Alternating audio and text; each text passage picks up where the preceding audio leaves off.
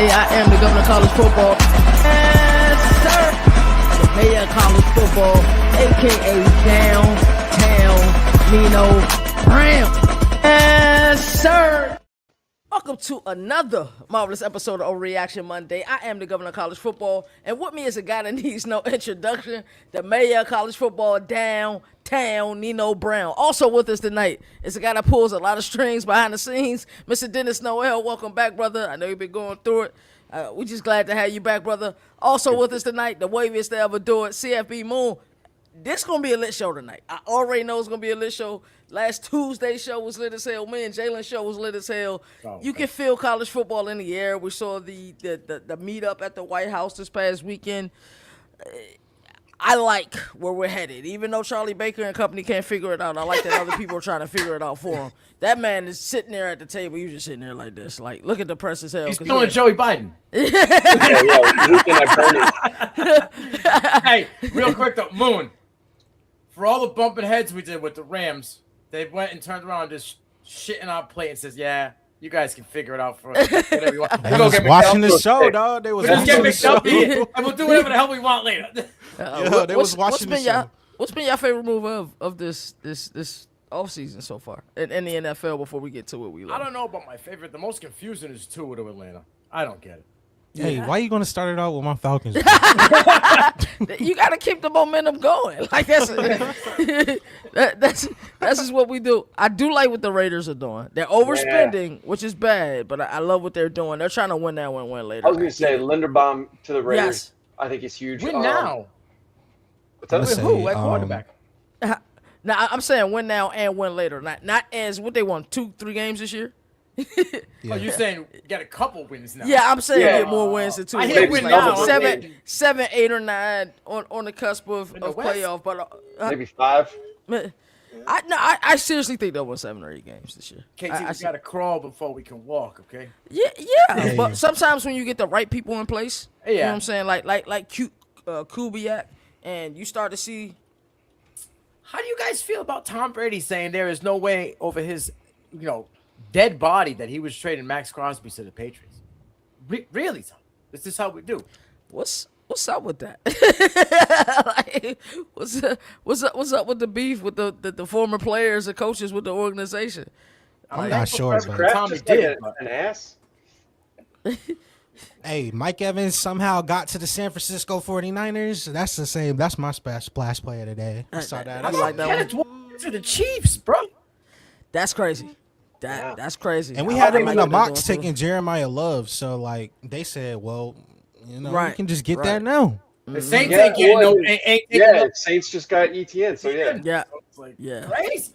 I loved Trevor Lawrence post after he went there too. That was kind of dope that he did that. All right, let's talk about some college football. We talked a little bit about this draft mania, and tonight we're going to start with our SEC quarterback conversation. Nino do an outstanding job of thinking of conversations we can have and for us to rank. And I truly do love ranking it because it really makes us think. And I'm going to go over.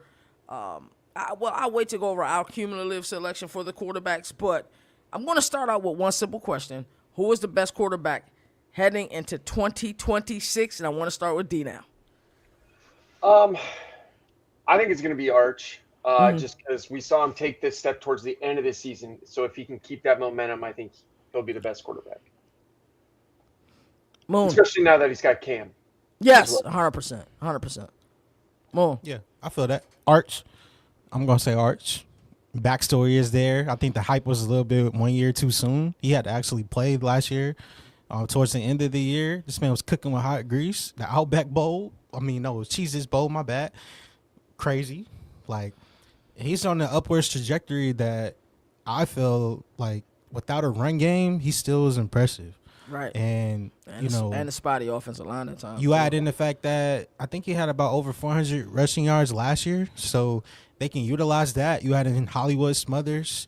And then they said, we're going to double dip on top of that because we can get Raleigh Brown too. Let them other guys walk.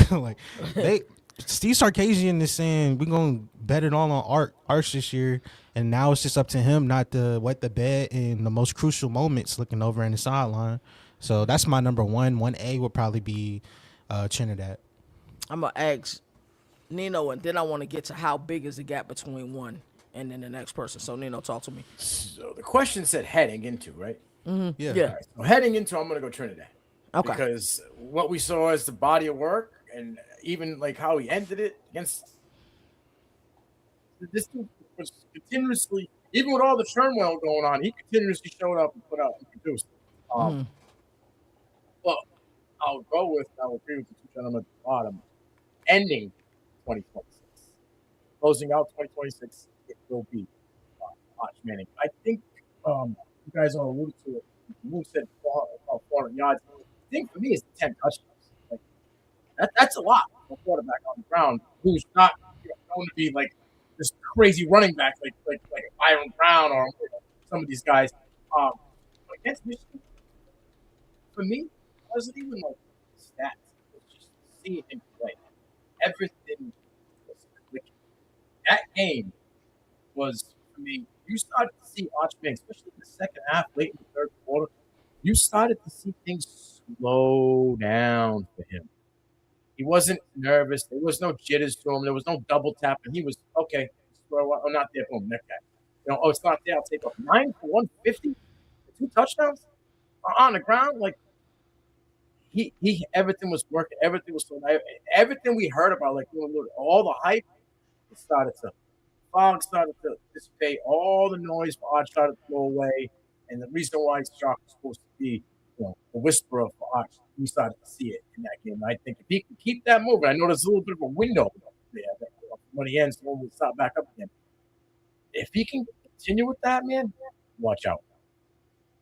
I would have to agree with you. Also, check the private check real quick when you get a moment, Nino. Yeah, I have to agree with you guys, and I love what you said about Trinidad. If you have to say, hey, heading into, we're going to take away our projections, we're going to take away the talent that Texas was able to add. You said heading into, we're going with Trinidad. I think even though heading in, I don't think it's that much of a gap. No. If anything, honestly going in, I would still probably put Arch ahead of Trinidad. And I'm a Trinidad guy. You all know this. Right. I would still 100%. put Arch ahead of Trinidad. I went back and forth 1A, 1B with this one the most out of any other quarterbacks that was on the list. Yeah, same. I like Arch. I did some digging. I was looking at Quinn Ewers' final year in Austin, and I was comparing it to kind of Arch last year in Austin. And though Quinn Ewers' numbers are slightly better, I don't think it's a significance in my opinion. But it did result into winning. But I think there was also better talent, a surer offensive line, and their run game was actually working in 24 versus what it was in 25. It impresses us. Like Nino, Dino and I had this conversation. We was like, we kind of give and say things about these people, but, do you correlate and understand that this person missed X amount of games? Like, what does their average look like if they played all of those games? So once you start to look all of that in, I think it was one of those things, I always use this parallel, 500 Days of Summer. If you ever seen that movie, they talk about the expectations versus reality. You hate that movie? Yeah. Yes, it does. It does piss you off. But it hit home for real, too. Is there a chance that Trinidad gets the boot? Whoa. The boot from who? Well, isn't NCAA trying to file an injunction against? Yeah, they were gonna file the appeal anyways. That was just gonna be standard procedure because he won won the case. So I already expected the appeal to come down, but they dropped. I forgot how many pages that the full summary was, but it's a lot of pages, and they're like, hey, you're not getting off. I think he's still the starter, and I honestly think there's a pretty decent gap. Maybe not in skill set, but in what I trust in the circle that Arch Manning has around him, the weapons he has around him.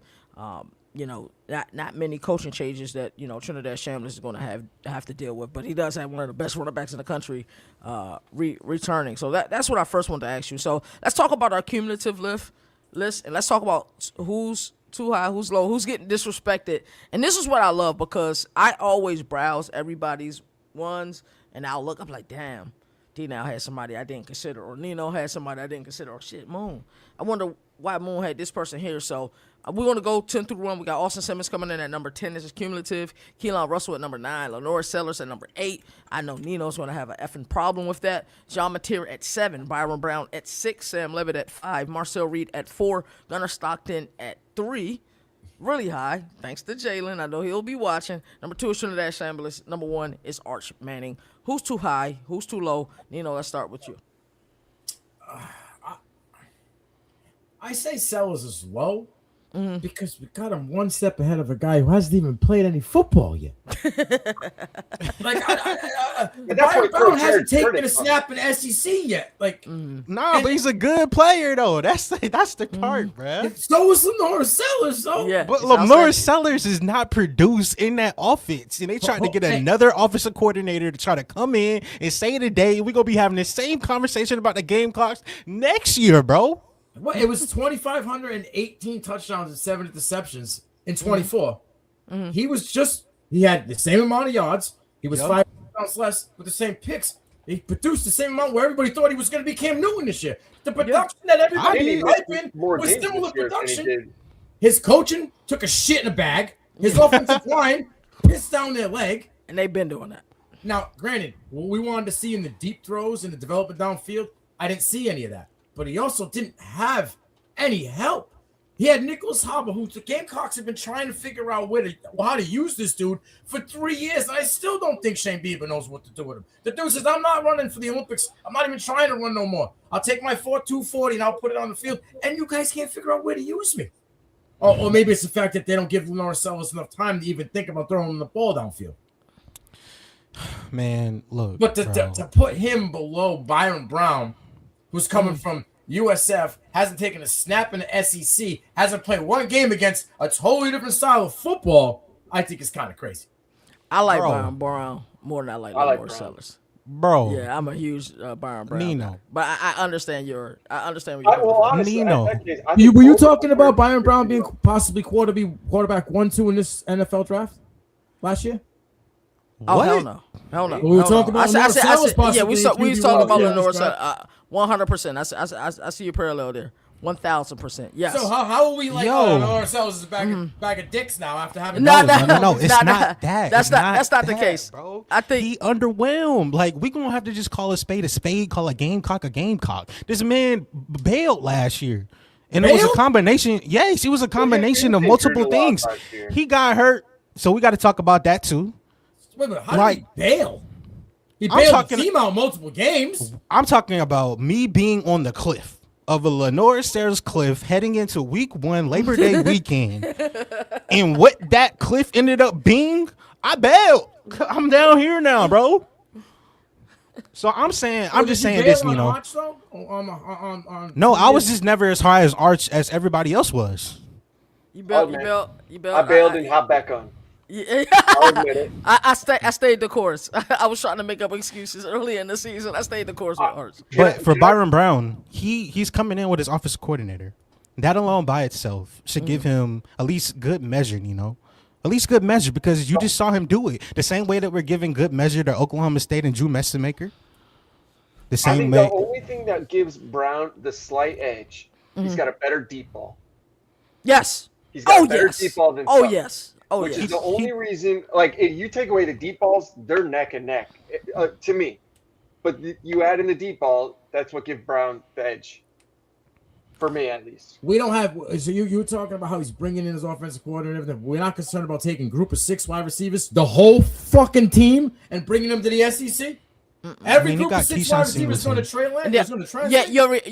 And I agree with what you come from. You're like, so how's this going to work? The only reason why I think it's going to work is because we've seen that the veer and shoot gives the 4-2-5 defenses in the SECs trouble. We've seen it time and time again that style of offense against that 4-2-5. I don't know what it is. The wide splits, it just gives and pace, it just gives teams troubles. We had Lenore Sellers, what number? 8? 8. That was kind of disrespectful, though. I ain't gonna lie. No, I had Lenore's. Let me see. I know where I had him. So, no, 7. I had him at 8. What'd you have him at, Nino? I believe I had him at 5. That's around where I had. So- but I had Brown at like 4. If we I'm being revisit completely this roughly, let's say 7-8 months from now, and Lenore Sellers is firing on all cylinders, and you get your "I told you so" moment, what will be the reason he's firing on all cylinders? They have an offensive line, giving him time, right? And they actually, Shane Beamer takes his hands out of the pot and lets the guy that's playing offensive coordinator play offensive coordinator. I think Shane Beamer's had too much of his hands in the scheme, not letting these guys cook, and he has to have them be the fall guy, right? Like, there's a common denominator here, right? And every year we're getting rid of the offensive coordinator, but every year you're the dude that's not letting the offensive coordinator do his thing. So I think if Beamer, I think he kind of has to, because I think he's in one of those hot seat territories. This is last year for Beamer, 100%. So, okay, I'm going to throw a little wrinkle in this for Nino. I'm an Avery Johnson guy as well. Who takes this leap, the bigger leap this year, Sellers or Avery Johnson? Because I think they're both kind of on the same track right now, collegiate-wise. So who do you think takes the bigger leap? Avery. And Why? I'm Because only Colin just- Klein? No, because of his throwing mechanics. For me, it was Dude, he was Avery. trash last year. He No, was. listen to what I just said. It's because his throwing mechanics, like the way his release is just wonky, and like it just kind of went down a hill. So I hope that can be cleaned up, and they actually have like a new release point. Because That's asking what a I'm lot hoping. for a quarterback. You want to That change is- his entire throwing mechanics? That's what I'm saying. Well, And we're taking that's a lot. a mediocre year from Lenora Sellers, and we're just saying, no, this dude is no good no more. The I'll one take a thing guy that who will- throws funny and continuously goes downhill. One thing that will help Sellers is he do have Kendall Browns. So if it works, and it should work, he should Big have if. some success. See, But they but have it to was protect him. They have to Josh protect him. Hoover, right? Like, I mean, Josh Hoover wasn't Kendall Browns at TCU, correct? Yeah. And Josh Hoover had 2 great seasons at Oh yeah, TCU. absolutely. Yes. There was a point Josh Hoover was QB3 for me. So yeah. I was in the same box. I think it was top 5 for me. So yeah. All right, I'm gonna. get Yeah. off So the who's Sellers too train. high? Yeah, who's too high on this list? Now talk to me. Keelan Russell. Honestly, I don't think he should be in the top 10 at all. Hasn't taken a single snap. So I mean, you can't put him in the top 10 if you don't know what he is in college. Too low on mine is it's got to be Mateer. There was a point until like the hand injury, he was the best quarterback in college, and now he's the 7th best quarterback in his conference. I think he could. hold on. I think he has an argument for at least top 4, maybe even top 3. He was considered. He was statistically a top quarterback at Oklahoma at any point. I thought it was all hype coming from Washington when he was statistically the best. I didn't know that he was at any point in I'm telling you, 2020. look at man, he was the front runner for the Heisman. After how many weeks? After 3? 5, 6, what are you saying? Yeah, up until the Texas game, he was leading everyone's ballot for the Heisman. Okay. He was up there. He was up there for sure. But had a terrible Texas game. He came back too early. 'cause he came back Even too the early. Alabama win, pedestrian. He did enough running the rock. I don't know where I'm at with Mateer because I was on Mateer hype train last year. I'm not sure where I'm at this year, but I do understand. D-Now, like, hey, we're a little bit too low on him. Keelan Russell. I'll speak on Keelan Russell. I did have Keelan Russell on my ballot. I think we can look at that as intangibles plus the talent around you, plus projections. But And then I at know that case, you got to make the same argument for Jared Curtis. 100%. I And had think him on my Curtis is list. a better quarterback than I Russell. had Curtis at Yeah, 10. I agree. I had Curtis on my list as well. Okay. Yeah. So you had, I think, D-Now, someone on your list that no one else had on theirs. I don't have my list in front of me, so I It wasn't Austin Simmons. I know Nino had Kamario Taylor. You talking Who about was Brock? I had Taylor as well. Yeah. No, it wasn't Taylor. Who was it? Damn, light didn't change. I'm about to check your list real quick. All right. Yeah, I know I had a very, very hard time figuring out where to play Sam Levitt, and I actually put Sam Levitt at 7 for me. And that was kind of tough. and I gotta see it. Like, I have to see. I saw it already. I know. I saw the movie. It was really good. And then last year, it's hard to. I have to kind of grade him on a curve because of everything that was enduring. KJ Jackson. Oh, from. I did That's a have good KJ. pick. Underrated. Yeah. If it does click, so? when it does kick, He's not even going to be the starter. We'll I see. think AJ Hill beats him out, coming in with the For coach. real? I think AJ Hill was going to be the starter in Memphis, and I think that he's riding the train with his coach from Memphis to Arkansas. I mean, I yeah, have a they lot of could be faith I in wouldn't be KJ, but surprised. we've That's a seen great too take, much though. of That's this. a great take, bro. Yeah. Now, I wouldn't be surprised. I look like an asshole about the whole Mateer thing, but I look at these numbers: 4, 5, 6 touchdowns in the first 4 games with 3 interceptions, and my guy, who shouldn't, I guess, be drafted in the first round, had 7, 8, 9, 10, 11 touchdowns in the first 4 games. That's Ty Simpson. Oklahoma played Michigan. That's the only team they played in Hey. 4 fucking weeks was Michigan. Everybody else went to fucking Home Depot. They Now blew say out Ty Temple Simpson's in back Temple. half. Temple, Boone, you just talked about Temple We can go down there as and a list. team that matters. They look good. They Oklahoma played at that time was back looking half. good. Oklahoma at that time, heading in before the Texas game, Oklahoma was looking damn good. We were sitting there like, dang, they could possibly do something right now. And why was that reason, bro? Because the material, it wasn't just his passing. It was his running. It was the way the offense was starting to come to life. We saw that. And then it got all clipped. Because the material went down. Go ahead and rebuttal, Nino, and then I'm going I'm to. good. I'm Okay, good. so who's the quarterback that you guys feel like damn, he might get us?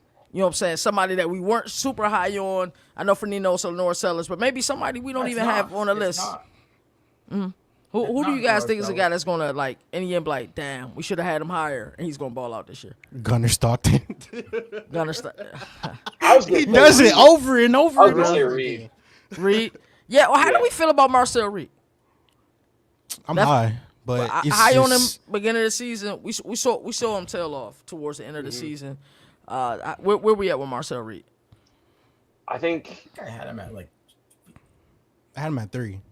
I am at 4, I believe. I think I had him at 4-2, Nino. Yeah. I think I had him somewhere around there. Honestly, if it wasn't for the tail off, I think there could be a legit argument of him being at number 2.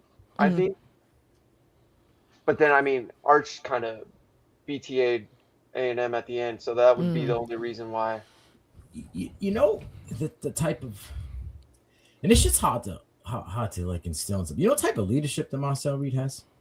Yeah. Yes. This boy 100%. cooks dinner Uh-huh. for the I saw that whole same segment. team every week, and everybody shows up.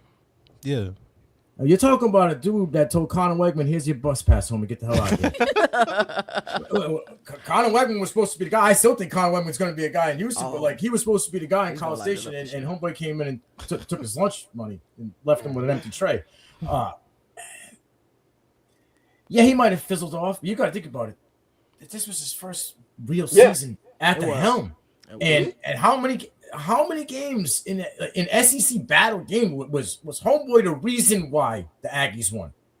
Not the reason why they lost. Handful. You know what I mean? So I there was a little bit of negative when it came to Monster Reed down the stretch. Yeah. South Carolina week when they came back after That being was down at crazy. half. That was crazy. Insane. The Florida game was crazy too. He had a few was games this year. absolutely dynamic, impactful. Probably the most impactful quarterback outside of Trinidad Chambliss in the SEC. I think it come as impactful wise.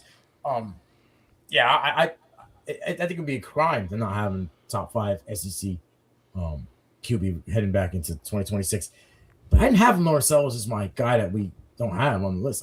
Kamario Taylor is the guy that I have on. I Yeah, think you this pounded- dude's you going to pounded be the table. somewhere around 7 or 8. This is a kid that only, had 2 stops, 400 yards pass, a touchdown. He had 236 rushing yards, 3 touchdowns, and he cooked against Ole Miss.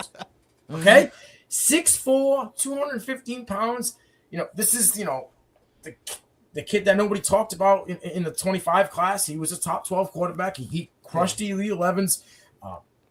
Mr. 40-6. If everybody's worried about like, oh, it's deep, it's touchdown passes downfield. I mean, this dude threw for 40-6 his senior year, rushed for 2,000 career rushing yards. Like, my man can get jiggy with it. They're putting the pieces together out in Foxville. Like, they're putting the pieces around him. Small sample size, man. But if this guy can catch that lightning in a bottle and stack some pieces, I think this is a guy that we're going to be talking about as, maybe that Marcel Reed of 2026 in the SEC. I love that take. And a quarterback-friendly system, too. Super quarterback-friendly system. I think someone is too low is Jared Curtis. And I only say, not because he hasn't played any of the games yet. Y'all cooked me. I got it. But it's just because he's the number one quarterback in the class, and he's coming in and he doesn't have to wait about no Diego Pavia anything. He's coming in as the undoubted starter, at least last time I checked. So with his prototype, he come in, and I'm looking like I am super excited to see where he lands, because just throwing him into the fire and letting it cook. I mean, he's playing for a coach that is going to be a player's coach and like pour into him. So I think it's like the ultimate freshman receiver too, isn't he? I can't think of his name. My concern is he has all the talent in the world. Is Vanderbilt was built around Diego Pavia, the offense, everything. Like, you know what I mean? Who's a better quarterback to you, in your opinion, as a prospect? Curtis is. Curtis is 100%. You got to understand, it felt like they built Vanderbilt around Diego Pavia, like how they built Army around Bryson Daly. Like, you know what I'm saying? But there was games he got away with 12 pass attempts. Yeah. I feel that. Do you feel like their culture at Vanderbilt is strong enough to mold and continue to grow even after Diego Pavia leaves, so that a Curtis could come in and say, "This is my ship now"? I believe so. I think that if he doesn't take the leap that we're thinking he's going to take in his freshman year, I think it's because the coaching staff and scheme isn't ready for the thorough 180. You know what I'm saying? Like, you're looking at the pure pocket guy. He can sit in the pocket. He can throw it to cut you up. Diego was Mr. I'm out. I'll run into you. Like, you know what I'm saying? I can throw the ball downfield and hold my crotch, but I'll also throw my shoulder into you and try to take. But Curtis got some of that too. He does, but I just I don't know. I felt like they were like Army 2.0 at Vanderbilt. That's the way I looked at it. Like, Curtis is also like 6'2", not 5'9". Yeah. Like, exactly. Diego is the ultimate warrior guy. Like, he's the guy that, there's always that guy on every block, every neighborhood. Somebody's just like, we don't know why we follow him, but we follow him. You know what I'm saying? Like, that's Diego what I mean. Pavia. The thing I like about Vandy, and Moon mentioned culture, you're talking about Clark Lee, you're talking about Barton Simmons. They grew up in a Tennessee Volunteers area. Everybody was Tennessee Volunteer fans. These guys were Vandy fans. And they got teased by their friend group. Like, they really do love Vandy, and they bleed Vandy. So I think they'll find a way. The guy that's on the back of my mind, not that it will result into wins immediately, but Kenny Minchie, if things can just fall in place with his skill set and being there with Coach Stein, it might be a guy on the back of my mind like, should we have had him higher? I'm not sure how many wins it will result in, but if we just looking at it from purely a statistical perspective, that's one of the guys that's just sitting there on the back of my mind. I almost had him on the list, and the reason why I didn't is because if you go back the last three quarterbacks that Stein's had, what's one common denominator? Experience. Yes. Bo, ton of experience. Dylan, Dante. They all had experience. Kenny Minchie hasn't taken a snap.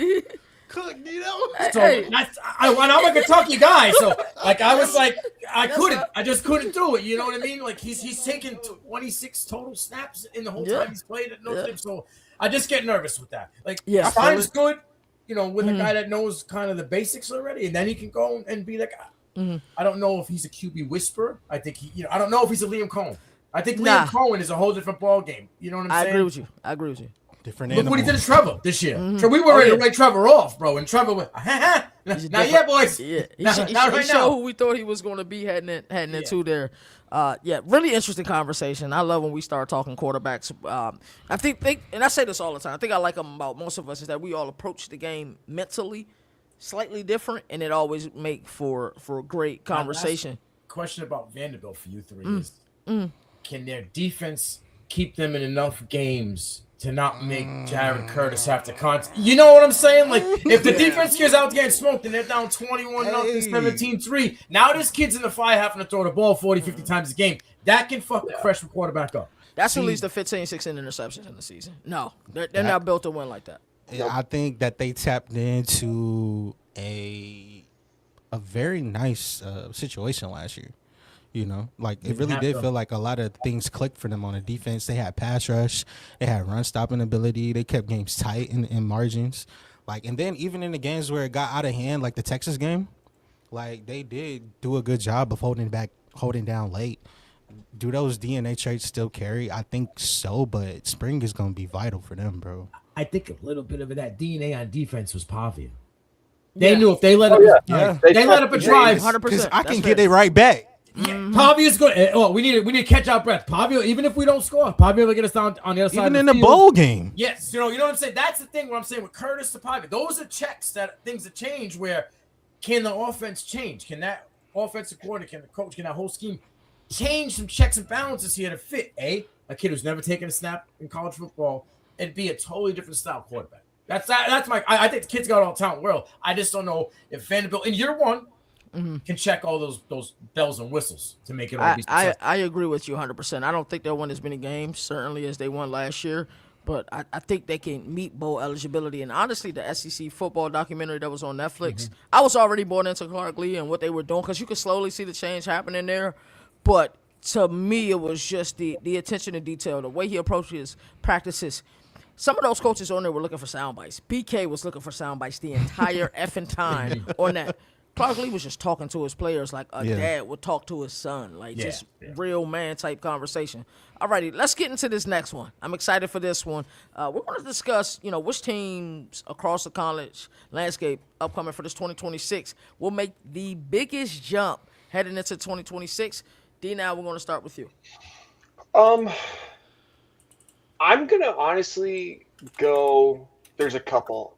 First, I'm going to go Wisconsin. I'm a huge Colton Joseph fan. I think Luke's kind of not had that quarterback almost his entire time at Wisconsin. And I think Colton Joseph kind of fits that. Kind of. That mold. Yeah, fits the mold. And honestly, this may be kind of I think North Dakota State comes in right away. Wow, and I think I like that. Honestly, I think they're a 9-10 win team year one, which is why I think they kind of put in that appeal like, hey, let us make it if we make it sort of thing. Because I think, they're playing in a G6 conference, whatever, but I still think they win 10 games. So they can absolutely did what Jack State did, absolutely did what JMU did. I agree with you 100%. And their non-con schedule was always Power 4 teams. So, so I mean, they beat Iowa that one year. So, those are my teams. Moon, talk to me. I like those teams. All right, so first team I'm going to go with is Michigan State. They're going to go from the cellar to Big Ten relevance this year. And I think it's all centered around Pat Fitzgerald and everything that's going on with this NIL collective and movement that they have. Like, it's a lot of money being floating around, and I don't know how and where it's coming from, Sparty, but Sparty, I'm a believer, bro. I'm a believer. I watched the press conference that it was an interview that Pat Fitzgerald did close to the college football playoff coming out, and you could tell that he's been through the bumps and the grinds of not being around football and seeing it from the sidelines. He can tell he misses it. And I think that this man is going to come back with a vengeance, mainly because he already knows what it feels like to come on a mountaintop already at Northwestern. And I think it's lining up to do the same thing. I think 110 wins at Northwestern, 10 bowls. I'm looking at him, this NIL collective. I think they had the number 26 class ranked nationally. So I'm high on Michigan State this year in Sparty. I'm going to say another team that's probably not going to get mentioned, but Georgia State. Like, I think Del McGee was very active in the transfer portal because he had to. There was too many freshmen that left that were core pieces of what you were going to think was going to be the future for Georgia State. And I look at the sophomore that stayed, my guy Grant Hollier. He's a name that you got to watch. Sophomore tight end, 4-year high school star. Last year he went crazy towards the end of the season, getting a lot of snaps. He is undoubtedly tight end 1, and he is probably the safety blanket for Cam Brown coming in. I look at the offensive line taking steps up, led by Perleski Martin Jr. They are another team. And last but not least, I'm going to get out y'all here. Oklahoma State Cowboys can go from Big 12 seller and worst all the way up to first this year with Eric Morris. You bring over Mestamaker. You bring over Miles Coleman, Wyatt Young, nation leader in yards per catch last year, torching defenses. You bring in your running back that had over 20-plus touchdowns last year. I'm looking at all things smooth sailing. They did a great job filling in different pieces, and it wasn't all just North Texas guys that they brought in from the transfer portal. They even got my guy Chris Barnes from Wake Forest on their roster. They have probably the most filthy wide receiver core in the entire Big 12. Mark my words. Those are my teams I'm most hyped up about this year. Nino, talk to me. All right. Well, you mentioned, Michigan State and Pat Fitzgerald. Well, I think Northwestern, Pat Fitzgerald, old school. What's going on? You can see it. They got a new head coach over there, and he attacked the portal. Aiden Childs, right, is going to be the quarterback over at You Northwestern. trust Aiden. No, I'm with you. If Aiden clicks, Northwestern could be that team. That's why I asked. I think Michigan State was just – I don't think Jonathan Smith was ready for anything in the Big Ten. And after like 3 weeks in the Big Ten, he got his bell rung and never, ever responded. And I think Aiden Childs was done a disservice under Jonathan Smith at Michigan State. And Oregon State, different story, okay? Oh, yeah, no, Oregon. No. I think Jonathan Smith bit off a little more than he could chew. Wanted the money, got the bag, and wasn't ready to produce. But I think, not only with Aiden Childs, but they've also got who did they get?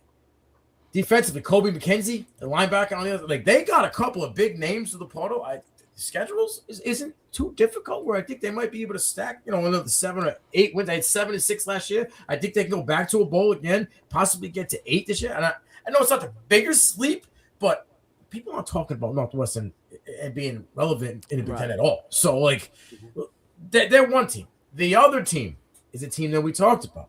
And for the reason why I said I didn't have him on my list, Kenny Minchie, I think Kentucky takes the lead this year. You want to know why?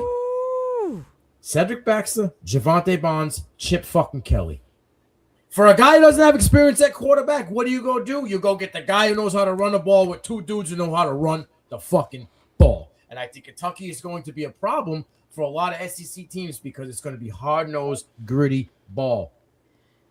And I think Kentucky is going to be the Tennessee of last year, where they were in games they shouldn't have been in. They stuck around a lot, gave teams some hard times, won some games they probably shouldn't have won. I don't know if they're winning 10 games, but I think Kentucky's back bowling, and I think Kentucky's back bowling by a decent margin. It's not just we got in by 6. I think we get to 7, 8. I like that. I like that. I'm getting a call right now. Ring, ring. It's from Boca Raton, Florida, also known as Paradise. Zach Kitley and FAU are going to be an effing problem. Trust me. Reason number 1 is last year that wasn't really his roster. He did what he could, kept who he could, hit the recruiting trail. This year, it'll be more of his guys brung in. Their record didn't indicate their success last year. They took – who was the team they took to the wire last year at the end of the season, Moon? I mean, they who was it? Was it Memphis? Like that. I think it was Memphis. Memphis or Navy, one of them. It was a really good team. Like, they had them on the ropes. They had a tough schedule, bro. They had a really tough schedule. The American was lit last year.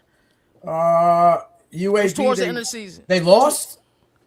Yeah, they lost. Navy. It was Navy. 42-32, yeah. Oh, no, UConn. And UConn was 48. UConn. It was UConn. They had UConn on the effing ropes last year. 494 for Veltkamp in that game. But they Veltkamp lost. is coming back this year. Easton Messer is coming back this year. The nucleus is there. Zach Kitley works extremely hard. We've been around that program. Went there last fall camp. We're going there this fall camp. I am betting big money on FAU this year. And, of course, I'm going to go with a homer pick. I don't know what bounce back is for Virginia Tech because they've been absolutely horrible the last 5 or so years under Brent's pride regime, but he's still there as defensive coordinator. I do believe in James Franklin and his ability to get 9 or 10 wins every year. I don't know what happens past that. I'm not sure if that happens year one, but I think he'll get at least 8 wins this year. So those are the 2 teams I have on my list. Hey, I love FAU it, dog. opens up against Florida. Come in the on. swamp, and then they play against Navy in the next week at home. So that's 2 rough games to start. It could get better after that. That's 2 rough. That's 2 like rough. they love That's it, 2 bro. rough games. That's crazy. Because they started last year off a road game, and then they had to come and play FAMU. Yeah. And then like a couple weeks after, they had to play the Shula Bowl. So may start the season 0-2. I think the American is not as strong as it was a year ago. So I think FAU certainly has a chance. I think the American is the Big 12 from last year. Okay, I like that. I like that. It's But it's everybody, Hallfast is going right there. Fullback is going like they've lost. Like everybody. Yeah. Army lost their guys the year before. Like North Texas got great. Like everybody's missing. Like all these guys are starting with a fresh sheet. I think it's a Big 12 wide open. We're going down 7 lanes of highway, boys. Watch out for Temple. I'm ready for it. I'm ready. I'm ready for it. So, we cover everything there. The team that you said that gets overhyped. Overhyped. Yeah, what team gets overhyped this year? So to me, it's not overhyped. I'll start. Okay, go. They've been overhyped. They are overhyped. It's Nebraska. You can go, Nino. All right. So I don't know if it's overhyped or how do I say this? Or if I continue to hear that they're back. But the Kansas Jayhawks, when the fuck were they relevant, people? Like we're going back to what? 2007? 7? 07? Yeah. Blood Rising? Is it Rising? Yeah. Rising? Yeah. And Mark Yeah. Mangino? Like that was the last time you were Greatest even college football year sniffing ever. the top Yes. of the Big 12. Like, please stop telling me that Kansas is back. This is the year. Oh, Lance Leopold. We talked last week about how Lance Leopold is he actually even a good coach? Right, we got back-to-back losing seasons. Oh, cool. Jalen Daniels got them 9 victories in 2023, and they haven't sniffed a winning season since it was 07 before that. So that's how many years? 23. We're looking at what? 16 seasons. Yeah. You couldn't get a winning season. Like, let's go. Daniels is gone. It's going to be a backup Cole Bauer or Chase Jenkins from Rice. I think the kid from Rice is going to win the deal, right? Hey, Chase is cold. Chase is but cold. He an option guy, though. He is. Me and KT got in a little skirmish last year about how Rice was relevant, and then that dude cooked week 1. Remember? Yeah. But like, they added Nick McMillan to Cam Pickett at the wide receiver room, and they added Dylan Edwards to Hishaw and Williams. But like, I know Andy, your boy Andy Tolnicki's back, but he's just a Penn State castaway, man. Like, he couldn't get it done at Penn State, so what's he do? Retreat with his tail between his legs and comes back home. Kansas is never back. Kansas was never relative. They're a basketball school. You know what I mean? Come on. Let's get over it. Stop talking about Kansas. This is Kansas's year, and there is no year for Kansas. Love it. Mo, talk to me. Hey, I'm about to keep the same energy. Liberty, Flames, come here. It's time to flame you. I am so sick and tired. Man. I love you, and I love Jesus Christ. But if he was here right now, he would tell me to tell the truth to set me free. And the Conference USA, the gap is closed. There's no more, Liberty is just the bad guys. Last year, everybody was like, who's going to win the Conference USA? Oh, Liberty. It forced everybody to say, we're not going to do our homework for real. And then Delaware came out of nowhere and said, boom, you come in for the good. We got all these different teams that came out of nowhere. Like, I'm saying, and I'm just being honest with y'all, the media, specifically national media, y'all got to do a better job of covering the Conference USA because, like, as a whole, we get some great football. But I think that they endured a lot, even making a change to Ethan Basco last year. They underwhelmed with their schedule. I don't have much love about what's going on. They didn't really get active in the portal. They had a lot of losses in the portal. I'm looking at 2026 media days coming up. I need to know who they're going to be bringing because I want to know from Liberty. Because right now, I'm looking at FIU and the Golden Panthers is a team that I'm looking at to beat. I'm looking at that team out in Delaware as a team to beat up there. You can't forget about Jack State. It's competitive, bro. That's all I'm trying to say. That's the team that I don't look at anymore as the feared. I look at them as just continue to be hunted in 2026. They didn't even. The only thing that they attacked in the portal was Kanye Uda for running back because they had no running backs in that room at the end of the season. Everybody was like because Evan Dickens left. No, I know, but they had, so did his backup. They both were outskis, dude. Like they had nothing. They were going on a redshirt sophomore and a true freshman. If they didn't get Uda, they have no slot receiver. Like I just don't know what they're doing. Liberty was a problem for a few years, and now they're forgotten about. Yeah, they falling. Moon, I have a couple of questions for you. Yo. You know, I'm about to do my annual commissioner rankings, the top of April. Dude, what has Judy McLeod done to make people want to invest into Conference USA in comparison to what the hell Tim Pernetti and that dude was about to qualify for the NFL and what he's done with the American and how he's brought that conference to the forefront. Look at the coaches that were taken and took Power 4 jobs from that conference. What is she doing right now? Because that conference has a stench to it. It smells. It really does. And because we love college football, we go to their games. And we know Kennesaw, you know what I'm saying? We know that there's programs there that can produce, but what does Judy McLeod need to do to help better the conference? Right now, and our next topic, we're about to talk about a team that wants to get the hell away from there. Basically, that's a perfect segue because Louisiana Tech is like, you know, hey, run me my fade. I'm trying to go back home to where life was once beautiful in the Sunbelt days. Like, that's Judy McLeod. I think she really has to continue to expand. She's made great pickups to come into the league. I think it's just all about exposure. You can't continue to just rely on, you know, CBS pushing out these Tuesday, Wednesday, midweek Conference USA games because as soon as Maction comes, that just gets swept to the wayside. Everybody's going right to Maction. So you need stronger marketing, stronger promotion that can really appeal because you see the American doing it all the time. The American has gotten so good when it comes to coaching and elevating coaches to national stage jobs that has to deal with it too. So you need the teams in the Conference USA to actually have winners. So we need Jerry Mack to continue winning at Kennesaw State. We need Willie Simmons to continue to win at FIU. We need Delaware and Cardi to continue to go. Like we need these teams to continue to go up. So that can help get more jobs, more recognition, and more players that's coming. The transfer portal with them getting siphoning and gutted. Some of the schools are like drowning right now. Like Middle Do Tennessee. they suffer more than any other G5 conference? Absolutely. What like just their teams getting pegged? Like your best players come here. They're going to be leaving your teams.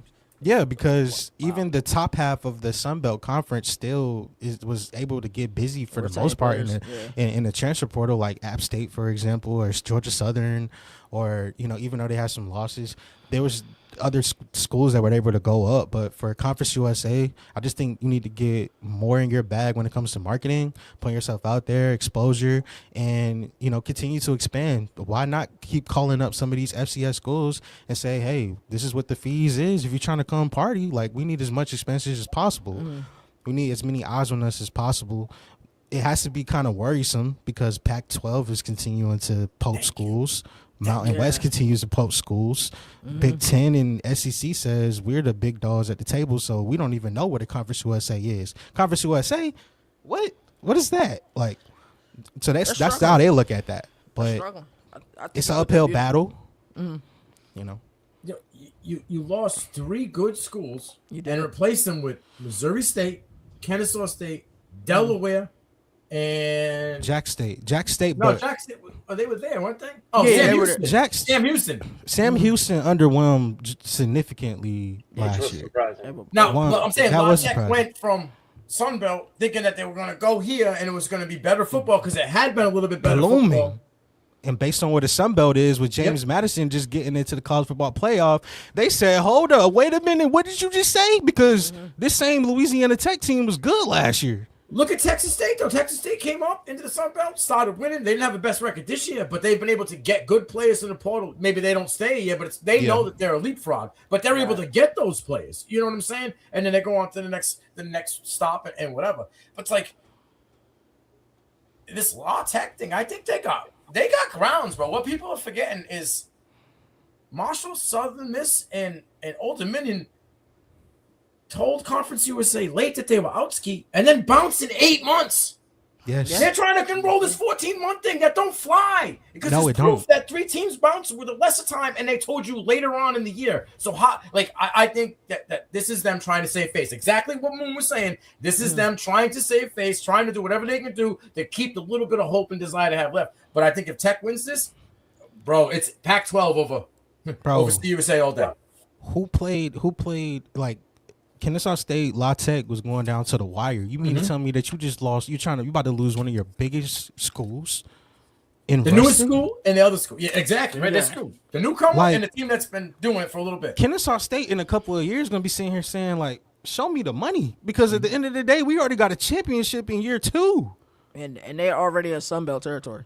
Mountain West, I'm taking Mountain West all day Yeah. long over the USA. No, 100%. I'm taking every G5 conference over Conference USA. And I think Conference USA isn't the opportunist that other conferences is. We receive emails from the Pac-12. We receive emails from the American all the time. The American were super smart. They saw the satellite there, and shout out to Sirius Satellite Radio. They saw us there. Do we want to be on radio or do we want to be live on YouTube? And they were opportunists, and they... Like, what are you But I live think- on? This year I'm going to have a QR code just readily available. That way people can scan it. Right to the show. Yeah. But I think they have too many. Like, I think it's a coaching thing too, because like Derek Mason, I said last year, Derek Mason should have been fired at Middle Tennessee State 2 years ago, and he's still there. Yeah, I forgot he was there. And he's still, and it's like I'm not. They brought it up for a hot second just to quiet people, right. and then We're they them fight them. Nah, no We're hold nat- back, Mo. Nah, no hold back. We're Tell it like it nationally- is, bro. We're Yeah, tell it nationally like it is. credentialed media members. We're nationally credentialed media members. I have been to more Conference USA games than any other conference Facts. on tour. So I've pretty much seen all of these schools in person besides the newcomers that just got to the conference. So I'm sitting here like, it really pains me, but they keep letting Derek Mason get a contract, get his contract saved. They don't have no pressure from the ADs because they just cool with being mid. Like they say, okay, 3-9 that's cool. That's cool. You know, we're not going bowling, so it's just no urgency. Kennesaw State said we're gonna have urgency. I don't care how it looks. We're gonna ask our coach that got us to the FCS. We're gonna ask him. They said, what are you doing, Kennesaw? And then the next year, they're sitting here celebrating with the championship. FIU said, we're going to hire big. Sam Houston, even though it flopped last year, they said, still, we're going to try to get a guy that can come in with offense. Their defense got smoked. But hey, we live and we learn. But sometimes it's like a combination of coaching. Like, and you can clearly see the cream of the crop, the Jack States, Kennesaw States, Delaware's, Missouri States, the FIUs versus the floor, which is the other guys. Like, I think they're also not doing enough to retain coaches too. So at the same time, they're holding coaches too long. But our guy at Temple, like, Sam Houston should have threw the book at that man. You know what I'm saying? Like, Western Kentucky is another school that should be trying to, like, hey, what do we gotta do to get out? Because you said it, like, I wouldn't be surprised if those schools that you mentioned called up Louisiana Tech and said, hey, you could do this, right? Yeah. You can get out for they can't hold your feet to the fire. You sure? You know who pushed the ball? New Mexico State. They came in thinking this was going to be a better conference. But they won 10 games. Diego left, and then all of a sudden everybody changed conference, and they were like, "Screw this, bro. Yeah, whatever. We're just going to put out mediocre product because our conference is mid." I wouldn't be surprised if they're like, "We want to get out. We want to go back to where we came from because this conference sucks." So how can you get into the college football playoff if your strength of schedule and your strength of conference is never going to make an upgrade? Bottom. So Kennesaw State, for as great of a season that they had last year, Louisiana Tech, they were undefeated for how many weeks? 10? A while. 9? Yeah. A while. And you talk about them having no chance to sniff the college football playoff? If you say on a neutral field who would win between Kennesaw State and James Madison, I would say James Madison would still win because we saw in the bowl game, Western Michigan put hands, feet, knees, elbows, and toes on Kennesaw State in a Myrtle Beach Bowl. So that kind of like told me, oh, dang, physicality. There's a difference in competition. It is. But I would take ULM over probably 90%. I'm seeing USA right now. And that's you said ULM? Yeah, I think they put out with Vincent. Make a better product. At least they're in games. Like I rock with them. Give me Troy. Troy took freaking whatchamacallit to the fourth quarter last year. Yeah. Clemson. Yeah. Yeah. They sure did. They have to do something, and I'll talk more about that. We need to collectively do a commissioner rankings because I will have Tim Pernetti pretty high up there. D-Now, how do you feel about this situation going on with La Tech trying to break their? I mean, you guys have pretty much nailed it on the head. There's precedents that they can get out earlier without this 14-month thing, so they need to lean heavily into that. And I mean, yeah, go back to the Sun Belt. I think they got a good chance running the table in the Sun Belt. But yeah, I mean, even if you have here, there's no financial agreement agreed upon. Worst case scenario, if I was La Tech, be like, okay, you want some sort of financial reimbursement. Here's 14 months worth of what we would have got conference revenue wise. Right. Shove it up where the sun don't shine. I'm out. So like, you want your money? Here's your money. Leave me alone, sort of thing. Yeah, I feel that. How do they do it? Like, if they win, if La Tech wins, how does this work with the schedules? They've already been released. Yep. Yeah. Right, one came out on the 6th, one came out on the 20th of February. So how does this work? Don't make no sense to me. It won't. Like, they would have to bite the bullet this year. And just stay for this year. But this year and then bounce. So, I mean, they're almost It's kind of putting their feet to the fire. Yeah, they're almost trapped. What will Conference USA look like 5 years from now? Okay, I'll tell you this. I'll tell you this. Might not be nothing no more. Now I'll tell you this, bro. Like, they just lost Charlotte, FAU. Like, we've already seen those departures. And both of those schools went to where the better place, the American. Then you talk about App State and Troy. Those teams having more successes. Even Georgia State in all their struggles. They just witnessed James Madison go to the top of the top. So that has to give you some hope. You talk about geography, D-Now. I mean, Ruston, Louisiana in that Sun Belt, territory. Come on, bro. That's just like, that feels like too good to be true. And you already get to renew the battle for the bone. The rivalries are there. They're in conference games. Like you said, it just makes sense. Yeah. LA talent pipeline. Then I guess it just makes me think, is FIU on the next wave out? Is those type of schools? Because this noise, if they can't leave, bro, it really makes me say to myself, like, is this just, let me cause as much commotion as I possibly can, like Clemson and Florida State did in the ACC. As much commotion as I can to see who else is going to leave with me, or at least who else is going to open up their eyes and say, this is not, in this new world and landscape of where we are, where NIL rules and brand deals and network TV deals are everything, the money ain't lining up right now. And like they say, the math ain't mathing. And the numbers on this situation, I can't wait to see how they shake out. But geography by itself is already a win of why this works 100%. for Louisiana Tech. You know what's fishy about Louisiana Tech? What's that? One person in the portal. They required one person in the portal this year. They have a lot of holes in their lineup. Weird that the year that they were supposedly trying to switch conferences, that they kind of just sat on their hands. Like, We're not doing nothing. Just phoning it in. hey, well, imagine this. They won 8 games last year, right? Right. Imagine they win this conference and then bounce, bro. That'd be crazy. It almost happened last year. Yeah. They But like lost them to saying, Kennesaw State at home. Like, yeah. If they did, they would have been in the championship, right? Yeah. Yeah. And it would have been them versus Jackson, I think. Could have been tiebreakers. which one? I thought I could have sworn You have to look at the tiebreakers. Western Kentucky was right there too. Yeah, that was with Kyver.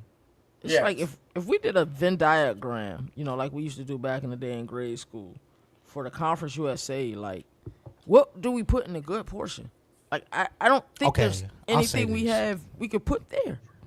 Their atmospheres for their games is absolutely crazy, though. I will say, when it's lit.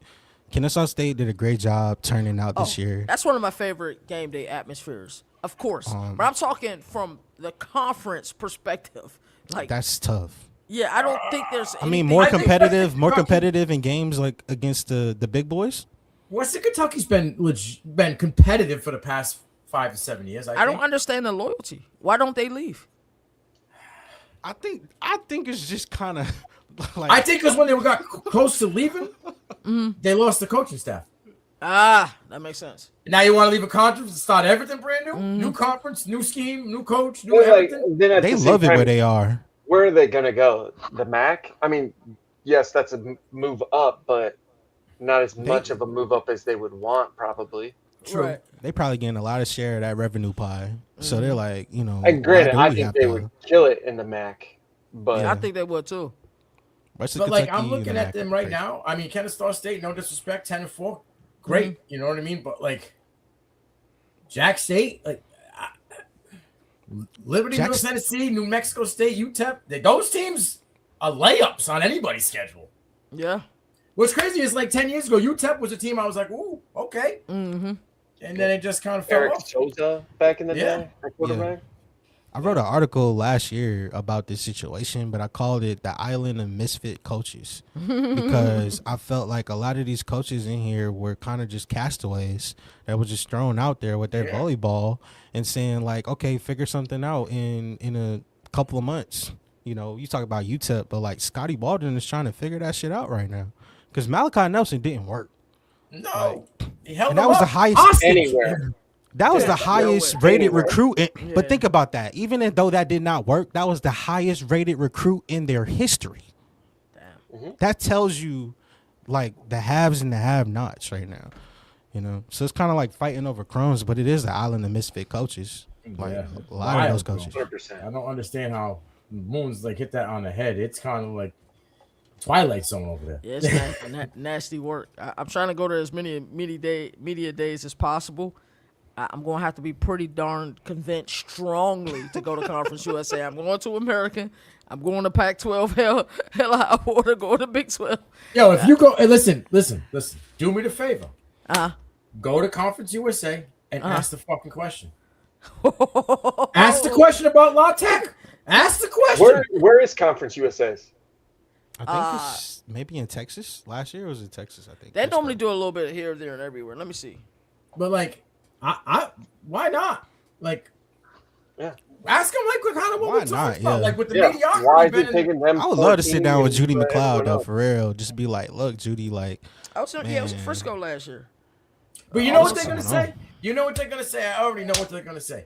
Judy's gonna go like this. Whoa, well, hold on a second. Look at the success we've had in bringing in other teams. Kennesaw State, we bring them in. Boom. This is what she's gonna do. This is what they do, dude. They're gonna talk about Jack State coming in and being successful. Nah, in and 2 she will years. be right. And our GPAs compared to other But, conferences yeah, GPAs. and that's what they'll do, Moon. They'll spin it around, and you'll have the guys who the boosters, and you'll have the people. Look at, oh, Judy knows. Oh, she's leading us in the right direction. Give her an extension. I'm gonna have my note card submitted to me by my guy D now, and I'm gonna be like, look, the Mountain West just added North Dakota State. I'm not gonna What do lie. you say about that? That joint is The MAC. The MAC. Yeah. They I know the face each ACC other, right? This year, MAC. Yeah, they they face North Dakota State and Sacramento State face each other. Yep. Crazy. I'm going to I want to go to Mountain West as long as it ain't interfering. I'm going to Pac-12 though. Yo, Ball State against Sacramento State, the ball sack game, baby. Ball sack game. Yeah. Oh, it's everywhere here. The ball sack game. Yep. Really? Oh yeah. Oh, you got to get a trophy with a old man Yes. ball sack game. That's why we Go love all college in, football. baby. Go all in. If it's in Muncie, it's only like 2 hours away from here. I might have to make a road trip for the first annual ball sack game. Yeah. Hey, real quick before we close it out, what are your guys' thoughts on how Brendan Marion is kind of like cooking in Colorado? Everything I see out of him, I saw one video the other day where he was like, the quarterback got hit, and he was like, "You guys got to have it all day from the minute you get in to the minute you leave." He goes, "You aren't even mad. Didn't even say nothing to those defensive players. Let me go over there and cook the coaches for letting the boys hit the quarterback." He goes, "But that's what you're supposed to like, bro. He is what we Listen, wanted him to come Is out he of one and Texas." done? Is he one and done? Yeah. Does he finally get his chance? But I feel like Coach Prime Oh, he knows got that, his though. chance, but Well, I think it was. you know what I mean. He finally Yeah. not. I think he's back to the Texas Brendan Marion. When he was at Texas, and just getting his feet wet, getting that hunger. He got that hunger again. Just being annoying. Like I'm worried about this. I'm worried about this situation. Why? Why? Brendan Marion about to get a lot of attention in Colorado. You know who also gets a lot of attention in Colorado is Coach Prime. I'm a little worried about it, bro. Because it's like one snap. Yeah, because Brendan Marion's not gonna hold back. He will tell Coach Prime, "F you." You know what I'm saying? Like that's, yeah. He reminds me of the guys I grew up with in my neighborhood. That's what Brendan Marion reminds me of. Now I got something for you. I came around on the offense. I will say this because y'all remember. Y'all remember earlier. I was like, I'm not a fan of Scudero move. Yeah, but like I come around on it. I just watching more film. Like, okay, I see what 26. Play with it. It's crazy. Will we put Coach Prime in the same discussion how we do Lincoln Riley about he's supposed to be a quarterbacks guy and help? You know. If Julian Lewis loses the job to Isaac Wilson, does Coach Prime develop anybody but his kid? Can he develop anybody but his kid? No. And honestly, he might have even struggled to develop Shador. How do you develop people you don't even try to go and get to know? That's where I'm at with it, bro. Now, he said Shador to go get to know him. He has made some changes with the staff. They're punching people around while he was there. I don't know. Did he make the changes or did the staff make the changes? All I know is that they tight end coach can make me run through a brick wall. They tight end coach can make me run through a brick wall. Oh yeah, that dude's. Why did Warren Sapp? What is his name? Did we ever figure that one out? What is it? Say it again, Cathy. Why did Warren Sapp leave? Did we ever figure that out? They were trying to put he said he was trying to keep the ox in a box, man. You can't. Gotta let him go free. Oh. Brendan Marion, Coach Prime is happening, bro. I mean, in Sapp's defense, he should have been the D-line head coach over Pecco or whatever his name is. Honestly, you know what? Smells real good. I'll tell you what smells real good is that go-go offense down in Tennessee. Hey.